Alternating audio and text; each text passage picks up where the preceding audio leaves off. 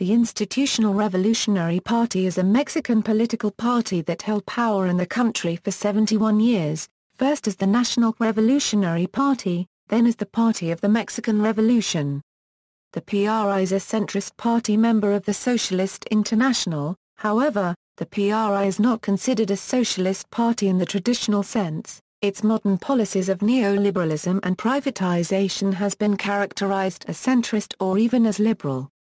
Its membership in the Socialist International dates from the Mexican Revolution and the founding of the party by Plutarco Elias Calles, when the party had a clearer socialist orientation.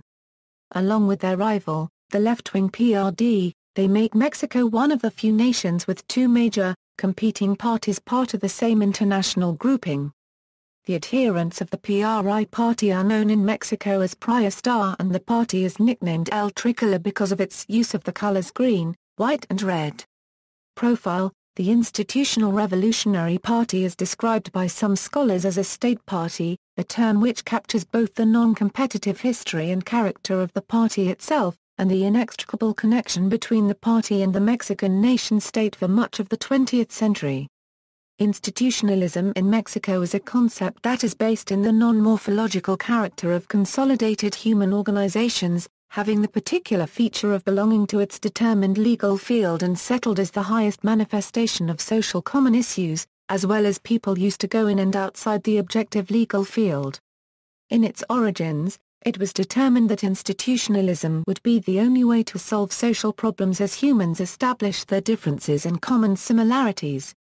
The PRI held power for 71 years and the current president of Mexico, Enrique Peña Nieto, is a member of the PRI. History: although the armed phase of the Mexican Revolution had ended in 1920, Mexico had continued to encounter political unrest. A grave political crisis caused by the 1928 assassination of President-elect Álvaro Obregón then led to the founding in 1929 of the National Revolutionary Party by Plutarco Elias Calles, Mexico's president from 1924 to 1928. The intent was to institutionalize the agreement's result of Mexican Revolution. In the first years of the party's existence, the PNR was, above all, the only political machine existing. As president of the government, the executive president continued to hold executive power as in an era known as the Maximato.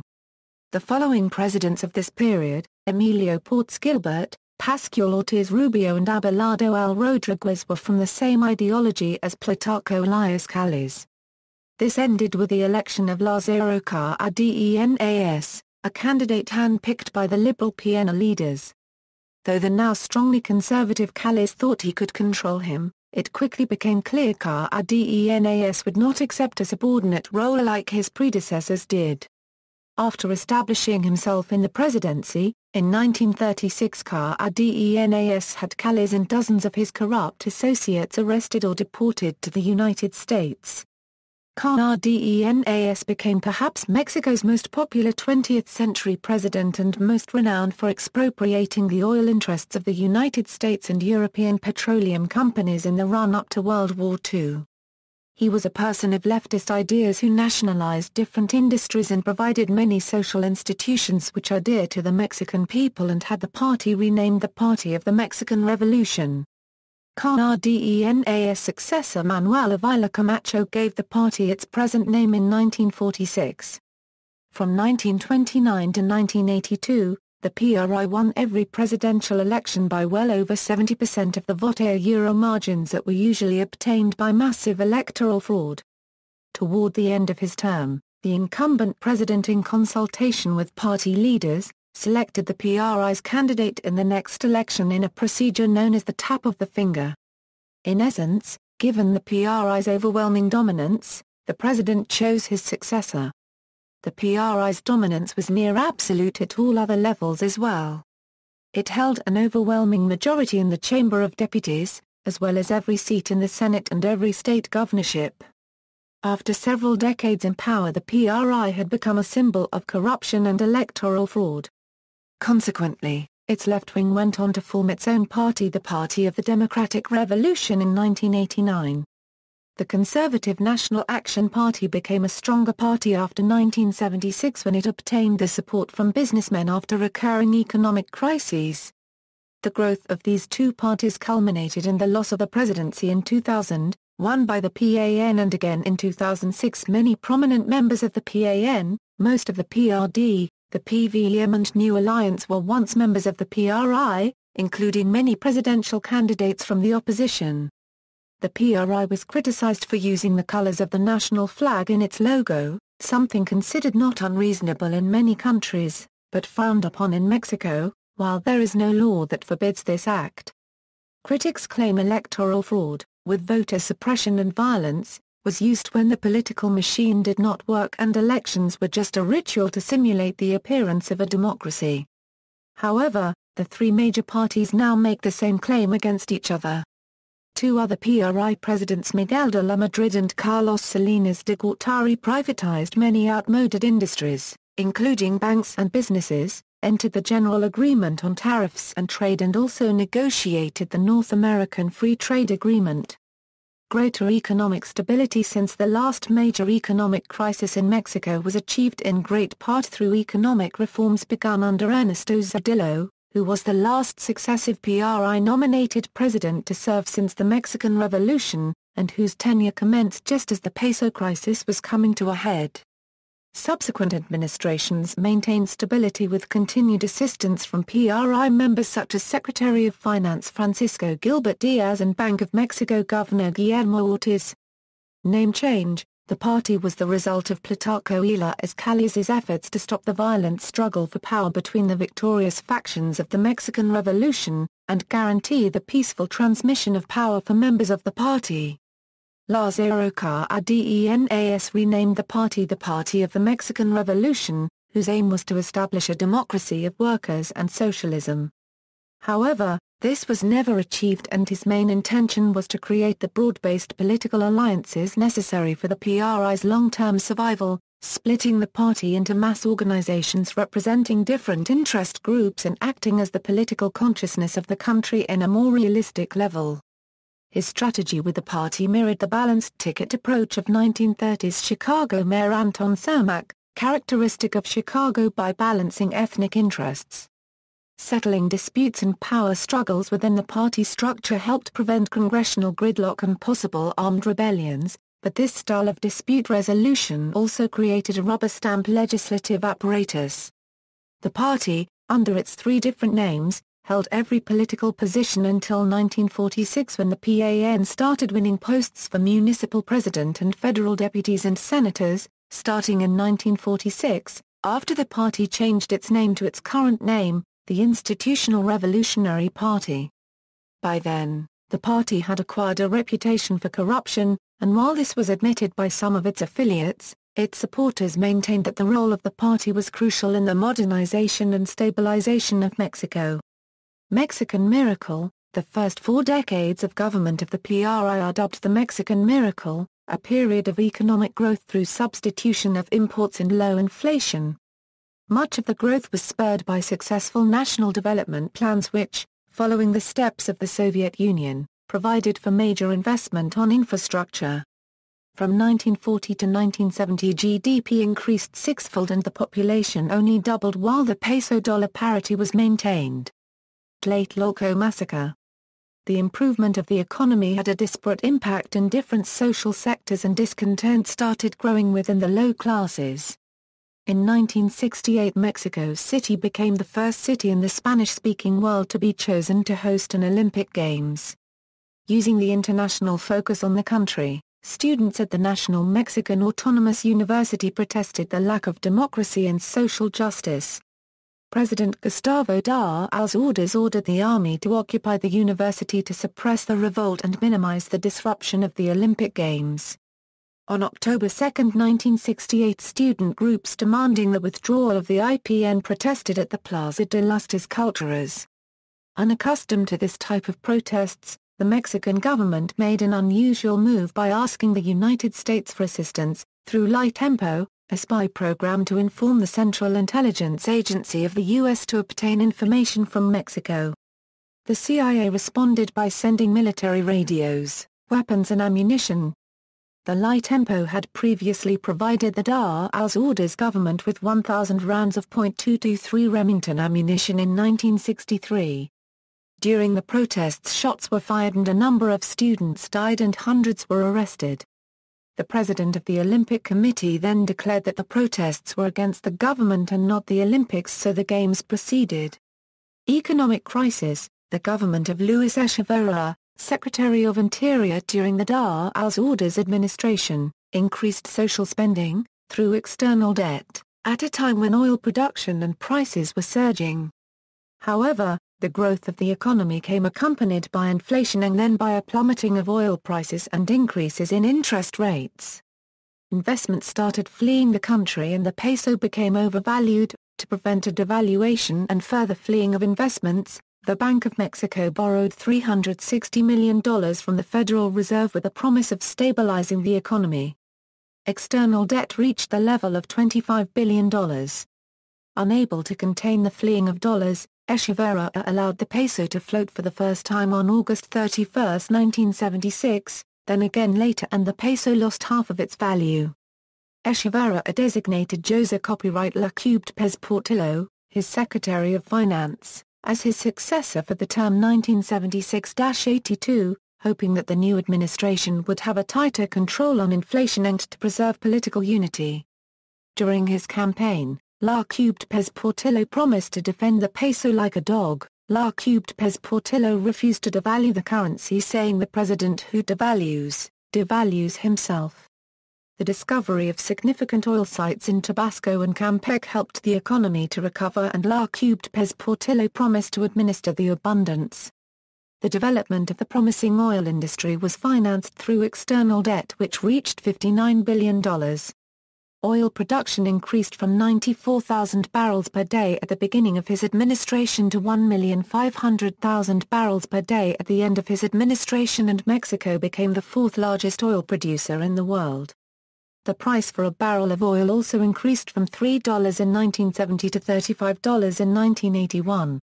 The government attempted to develop heavy industry. However, waste became the rule as centralized resource allocation and distribution systems were accompanied by inefficiently located factories incurring high transport costs.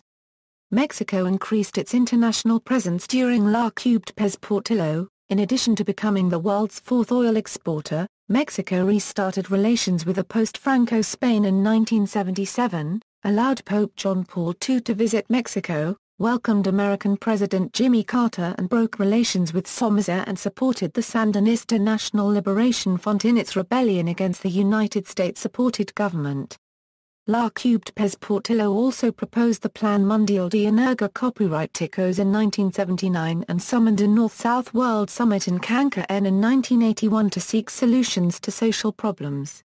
In 1979, the PRI founded the COPPL, the Permanent Conference of Political Parties of Latin America and the Caribbean, an organization created to defend democracy and all lawful political institutions and to support their development and improvement, to strengthen the principle of self-determination of the peoples of Latin America and the Caribbean. Lecubde Portillo also freed political prisoners and proposed a reform called Ley Federal de Organizaciones Políticas y Procesos Electorales, which gave official registry to opposition groups such as the Mexican Democratic Party and the Mexican Communist Party. This law also created positions in the lower chamber of Congress for opposition parties through proportionality of votes, relative majority, uninominal and plurinominal. As a result, in 1979, the first independent communist deputies were elected to the Congress of Mexico. Social programs were also created through the Alliance for Production, Global Development Plan, El Complemar, Mexican Nourishing System, to attain independence on food, to reform public administration.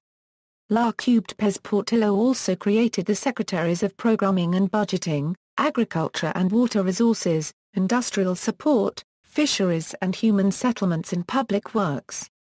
Mexico then obtained high economic growth, a recuperation of salaries and an increase in spending on education and infrastructure. This way, social and regional inequalities started to diminish.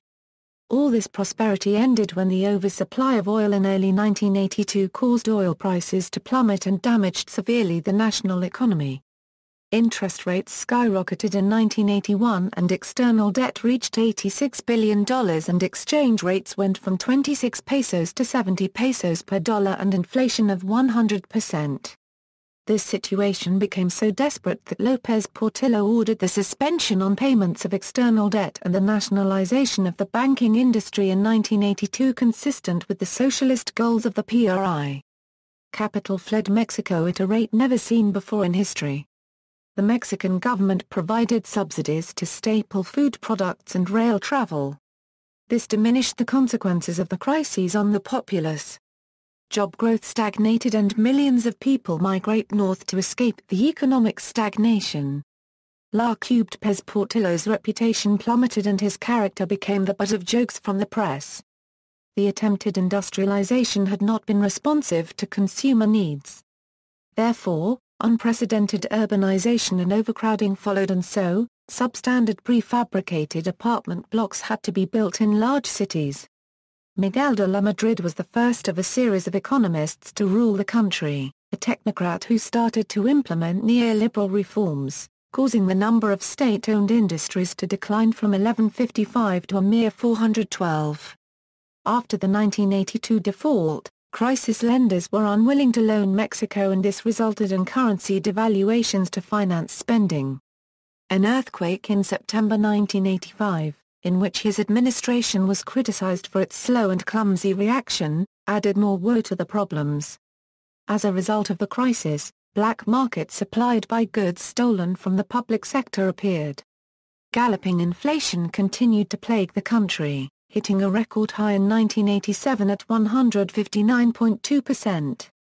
Left-wing splits from the PRI, in 1986, Corte Copyright Mocha Adherents formed the Democratic Current of the PRI, which criticized the federal government for reducing spending on social programs to increase payments on foreign debt.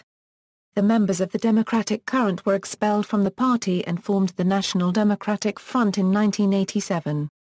The following year, the FDN elected Cardenas as presidential candidate for the 1988 presidential election, which was won by Carlos Salinas de Gortari, obtaining 50.89% of the votes versus 32% of Cardenas. The official results were delayed, with the Secretary of the Interior blaming it on a computer system failure. Cardenas, who claimed to have won and claimed such computer failure was caused by a manipulation of the system to count votes.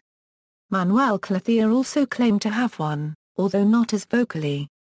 In 2004, Miguel de la Madrid, Mexico's president at the time of the 1988 election, admitted to the New York Times that, on the evening of the election, he received news that Cardenas was going to win by a majority, and that he and others rigged the election as a result. Cluthier, Cardenas and Rosario Ibarra de Piedra then complained before the building of the Secretary of the Interior.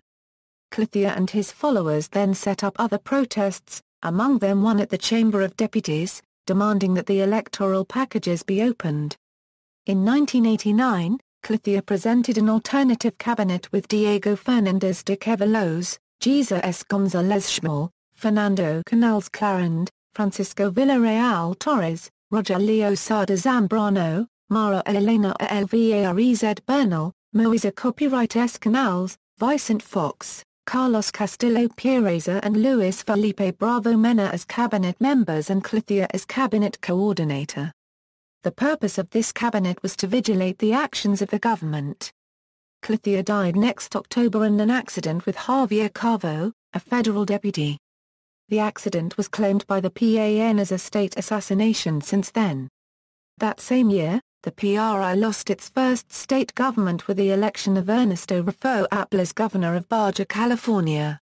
Death of Colosio and the loss of majority in Congress. In 1990, Peruvian writer Mario Vargas Llosa called the government under the PRI as La Dictadura Perfecta.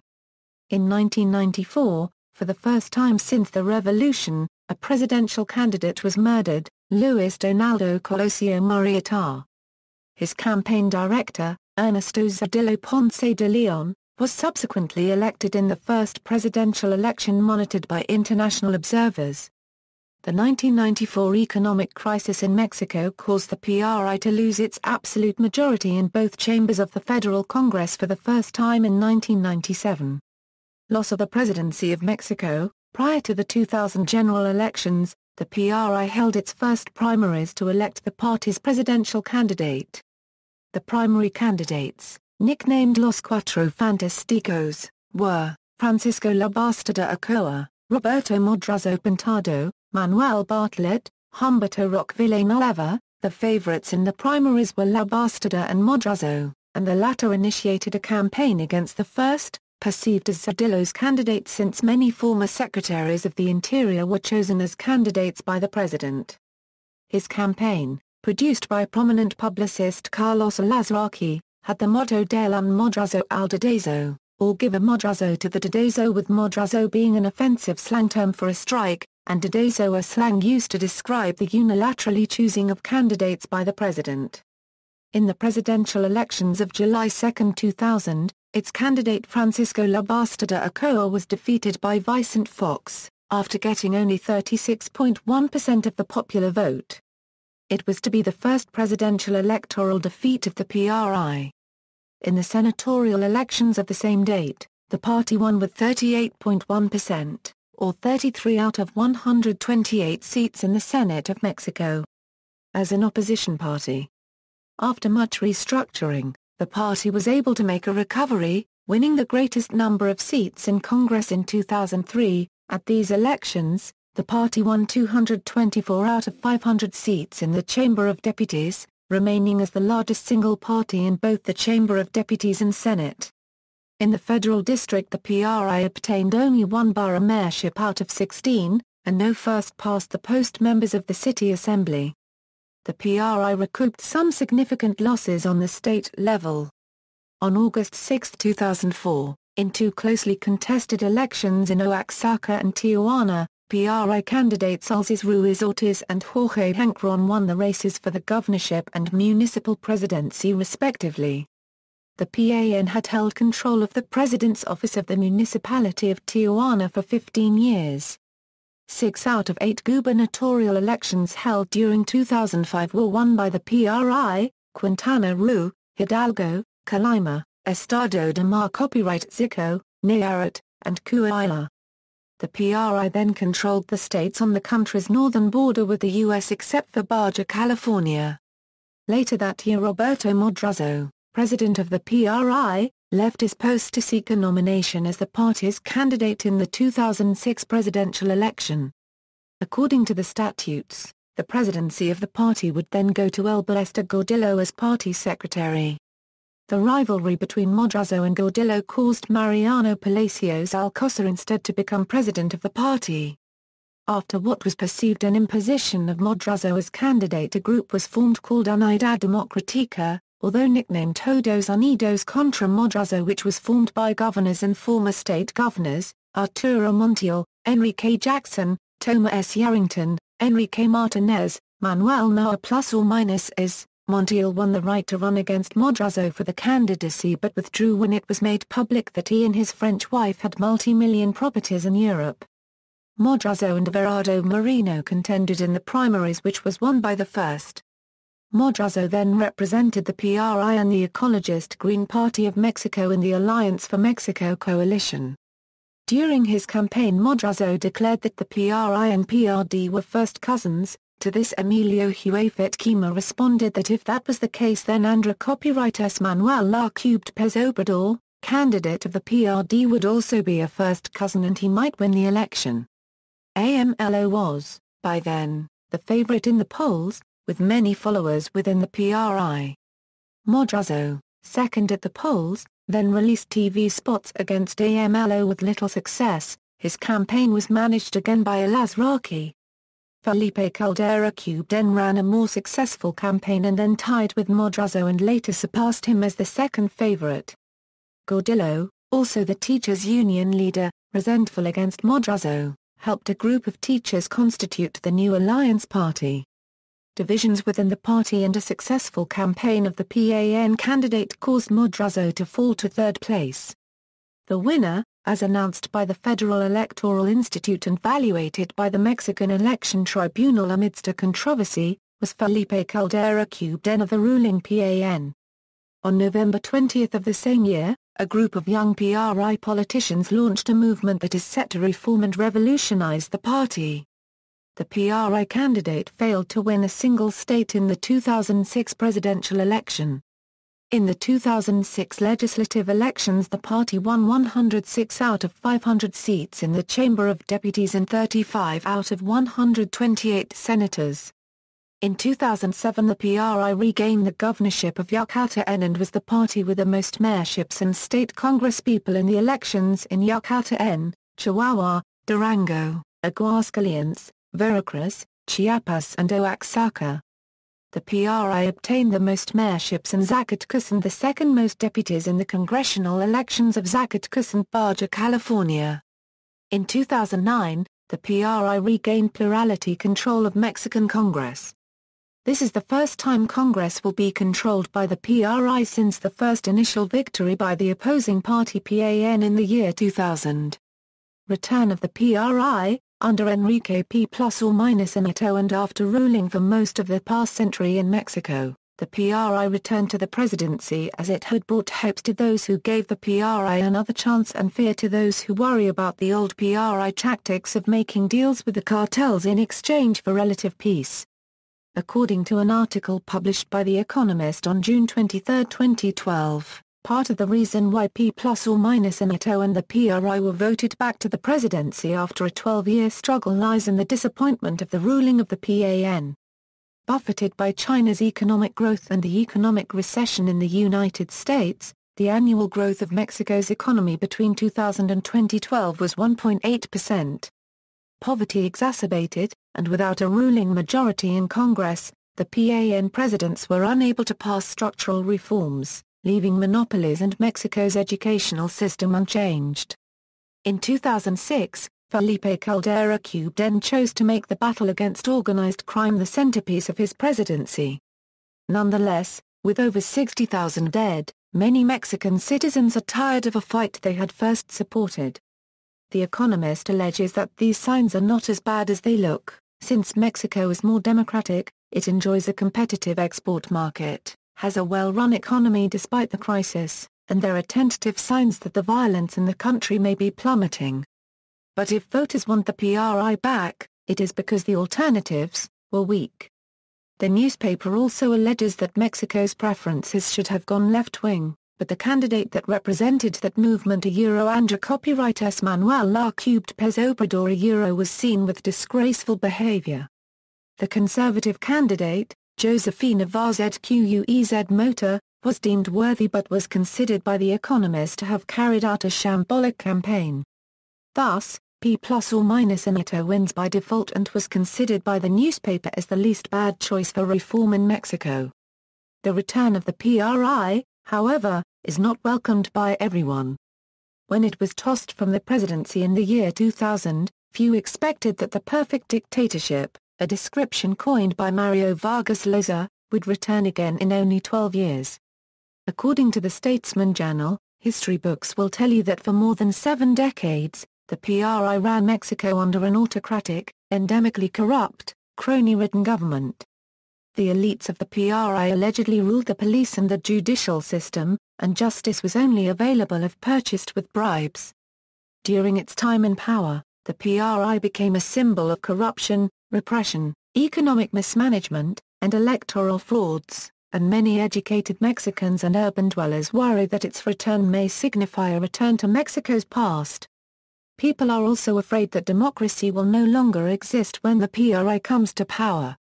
Associated Press published an article on July 2012 noting that many immigrants living in the United States are worried about the PRI's return to power and that it may dissuade many from returning to their homeland.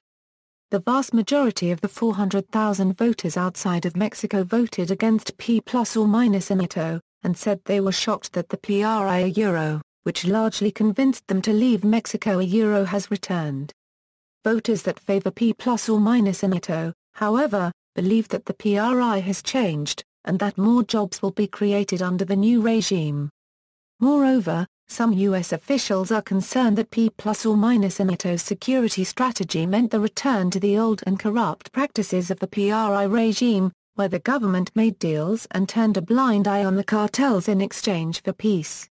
After all, they worried that Mexico's drug war, which has cost over 50,000 lives, would make Mexicans question on why they should pay the price for a U.S. drug habit. P+or-Amato denies, however, that his party would tolerate corruption and stated he would not make deals with the cartels. Electoral history, presidential elections, congressional elections, Chamber of Deputies, Senate elections, see also, List of presidents of the Institutional Revolutionary Party, Cristero War, references. External links, Mexican Democracia Unregistered trademark S. Lost Years New York Times.